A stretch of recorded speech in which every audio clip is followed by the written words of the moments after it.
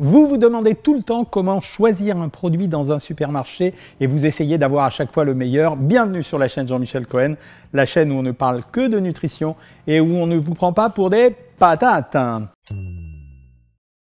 Alors oui, chaque année, j'ai l'habitude de sortir ce guide que vous voyez. Bah ouais, je me fais un peu ma promo tout seul. C'est le guide du bien manger. En fait, c'est le guide d'achat dans les supermarchés pour savoir quoi acheter, quels sont les meilleurs produits et quels sont les...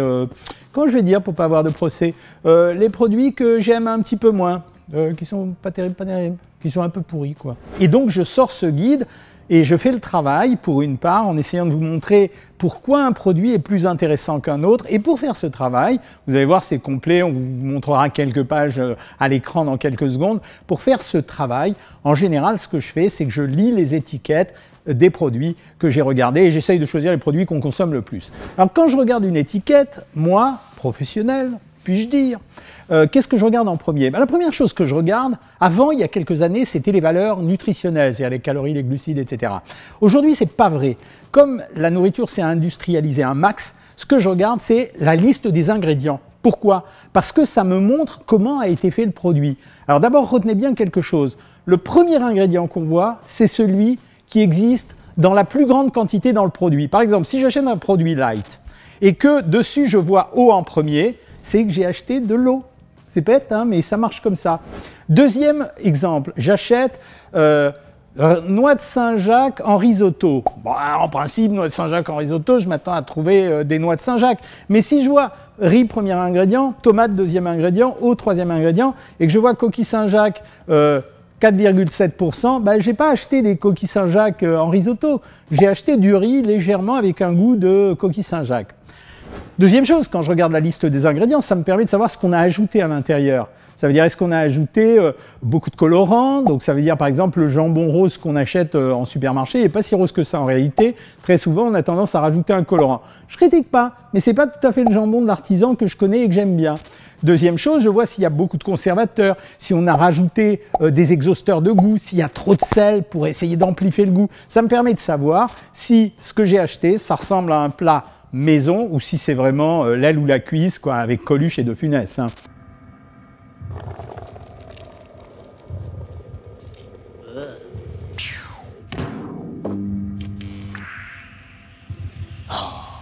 Point numéro 2, je regarde quand même la valeur calorique.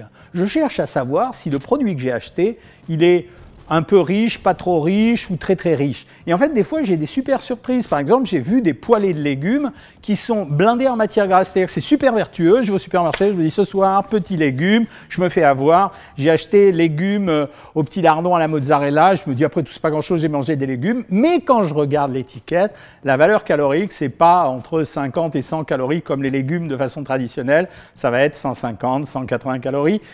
Et je n'ai pas mon compte, ce n'était pas ce que je voulais acheter. Donc, numéro 2, la valeur calorique du produit. Numéro 3, les graisses. Pourquoi les graisses? Parce qu'on fait tous attention à manger pas trop gras. Donc, je regarde à la catégorie lipides et je regarde combien il y a de graisse à l'intérieur. C'est d'ailleurs ça qui donne la plupart du temps la valeur calorique au produit. Par exemple, dans mes petits légumes à 180 calories, j'ai aucun doute.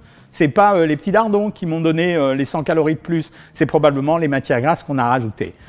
Quatrième chose, je regarde les sucres ajoutés. Attention les amis, je n'ai pas dit les sucres. Glucides, ça veut dire les sucres d'une façon générale, y compris des sucres lents, qu'on peut trouver par exemple dans le riz, les pâtes ou le pain, mais ça comprend également ce qu'on appelle les sucres ajoutés. C'est pour ça que sur l'étiquette, vous allez voir glucides et en dessous, vous allez voir sucre ajouté. Et là, ça vous permet de savoir combien on a rajouté, soit de sucre, du sucre en morceaux ou du sirop de sucre, c'est ce qu'on appelle le sirop de glucose, si on en a rajouté beaucoup ou non. Il y a des plats dans lesquels je trouve ça normal. Je m'achète une religieuse au chocolat ou un éclair, c'est normal qu'il y ait du sucre. Mais si je m'achète, par exemple, un bœuf bourguignon, ben, c'est pas normal, j'ai pas besoin d'avoir du sucre ajouté. Si on l'a rajouté, c'est parce qu'on voulait me bricoler un goût particulier. Et en plus, le sucre aujourd'hui, on est tous d'accord pour dire qu'il faut limiter parce qu'il y a un risque, on ne doit pas en manger plus de 10% de la valeur calorique, voire même 5%, donc c'est pas tellement. Donc ça, c'est la quatrième chose. Et la cinquième chose que je regarde, eh ben, c'est pas le sel, etc., parce que ça, je sais que vous savez le faire, j'aurais pu le mettre, mais je sais que vous savez le faire, c'est le poids du produit. Parce que les étiquettes, elles sont super trompeuses. Aujourd'hui, on vous met la valeur calorique pour 100 grammes, mais ça veut dire quoi? Si j'achète un plat qui fait 250 grammes avec, je sais pas, allez, je dis 150 calories au 100 grammes, ben finalement, j'ai mangé 400 calories à peu près.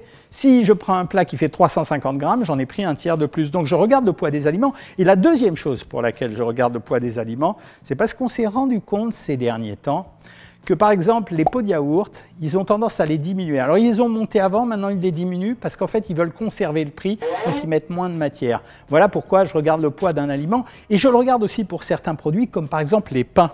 Les pains que vous achetez sous vide ou que vous achetez en sachet, les pains de longue conservation. Et bien quand vous regardez bien, la tranche, elle peut aller de 25 grammes jusqu'à 55 grammes. Et bien, ce n'est pas la même chose. Et ça dépend ce que j'ai vraiment envie de manger et ce que j'ai vraiment envie d'acheter. Donc, voilà l'intérêt de regarder les étiquettes. Donc, je le répète pour vous. 1, la liste des ingrédients. 2, la valeur calorique. 3, la teneur en lipides. 4, les sucres ajoutés. 5, bien entendu, le poids du produit. Alors, ça n'exclut pas qu'on achète ça également pour se faire plaisir. Donc, je ne vous ai pas parlé du goût parce qu'on ne va pas le faire. Mais c'est pour ça que j'ai fait ces bouquins, que je les répète chaque année. J'ai des surprises de temps en temps. Alors, parfois, elles sont bonnes. Parfois, elles sont mauvaises. Cette année, dans ce livre-là, j'ai regardé particulièrement les produits sans gluten. Pourquoi? Parce que c'est une tendance qui monte de plus en plus. Donc, j'essaye de conseiller les gens qui mangent sans gluten. Et vous allez avoir une surprise, c'est qu'avant, on était coincé entre 2-3 marques, les marques dites diététiques, et qu'aujourd'hui, ça a changé. Maintenant, les supermarchés en font beaucoup. Voilà, donc à vous de vous renseigner. Essayez de lire les étiquettes comme je vous l'ai conseillé. Et si ça vous dit, d'ailleurs, vous pouvez même faire un petit bilan minceur, hein. En cliquant ici, c'est gratuit, ça vous permettra d'avoir des renseignements. En tout cas, si vous avez aimé cette vidéo, vous la likez, vous la partagez et même vous vous abonnez. Ok? À bientôt les amis.